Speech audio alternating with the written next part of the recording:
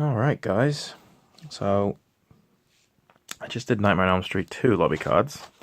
Figured we could talk about 3. Sorry about the glare.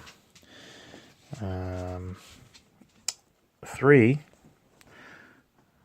There's the poster for 3. I love these cards. I love these are beautiful lobby cards. The two Nightmare on Elm Street sets I just got from Spain. I think it's funny that Robert Englund is billed underneath Zsa Zsa Gabor, and she's in the film for 6 seconds, not even 3 seconds. But this is the Spanish set for 3, Nightmare on Elm Street 3, and Nightmare on Elm Street 3 is praised and is considered the best, usually, by fans. I love 3. It's not my favorite. 4 is my favorite. Go easy. But 3, I recognize 3's brilliance. I recognize 3's just class. It's the best. It's the best. It's the most well made. It's the best acted. It has the best story. It is the best. It's not my personal favorite. I find 4 more entertaining, a little bit easier to watch, just like from the standpoint of enjoying myself and being entertained. But 3 is not only a fantastic Nightmare on Elm Street movie, but 3 is just a fantastic horror film. So we'll look through these and explore these. I'm sorry about the glare on the light. 3 is terrific. What can I say about Nightmare on Elm Street 3 that hasn't already been said, that hasn't already been mentioned in other countless YouTube videos or articles or anything like that, or been mentioned in the documentary Never Sleep Again? There's nothing I can say that will enhance this movie for anyone who happens to see this set of lobby cards. 3's just great. 3's just a great horror film. Not even a great horror, just a great movie. Period.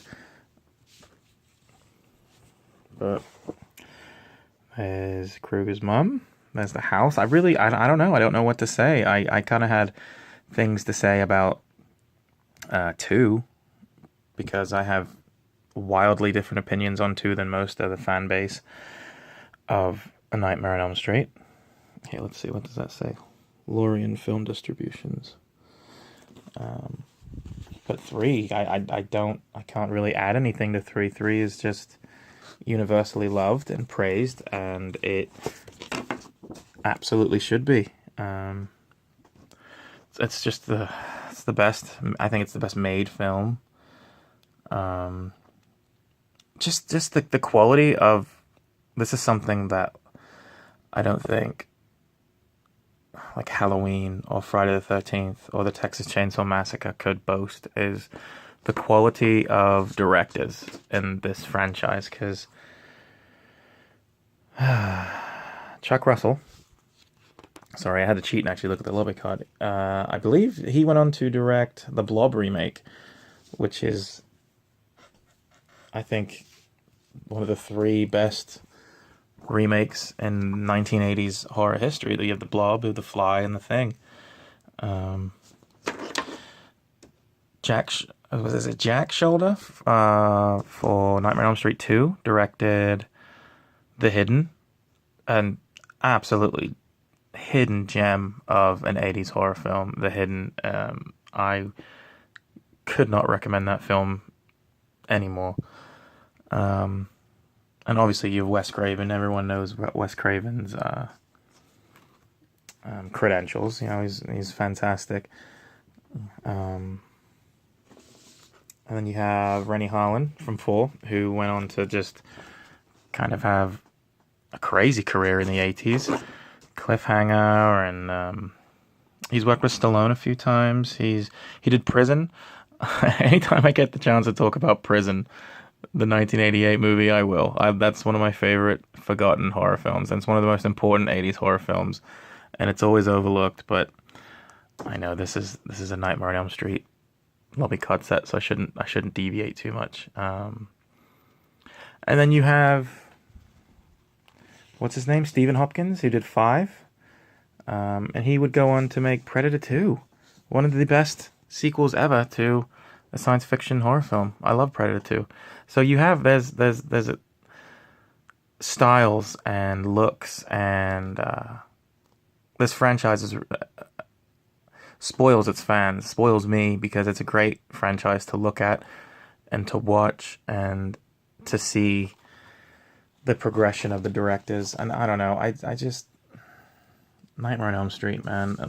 I couldn't imagine the '80s without a Nightmare on Elm Street. And like I said in my other Nightmare on Elm Street video, I like the first six. I'm not. I have an opinion that most won't agree with, but I don't really like A New Nightmare. I hate meta horror. I don't like that in the slightest bit. So it's my least watched Nightmare on Elm Street film. But the first six are great. I can sit and watch the first six all the time.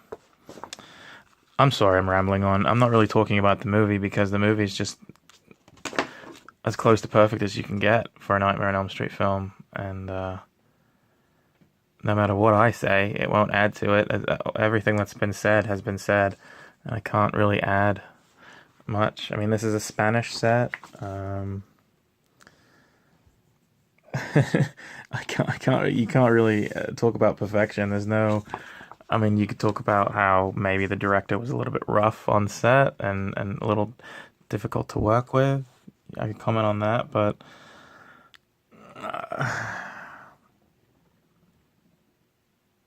it's a perfect Nightmare on Elm Street film. I can't really get too in depth with it. I mean, I can, but you've heard it all before. I don't want to, blabber on. Oh, this is a good one. This is the makeup that wasn't used that they weren't happy with for the nurse scene. So I like that they added this in a lobby card. There's a tongue on the bed. If you've ever seen the Never Sleep Again documentary, they kind of speak on this a little bit better than I could. And this is the last one. And they leave some things out. I wish they would have shown like the syringes on Freddy's fingers in that scene. And I don't think, was Kincaid in any of these?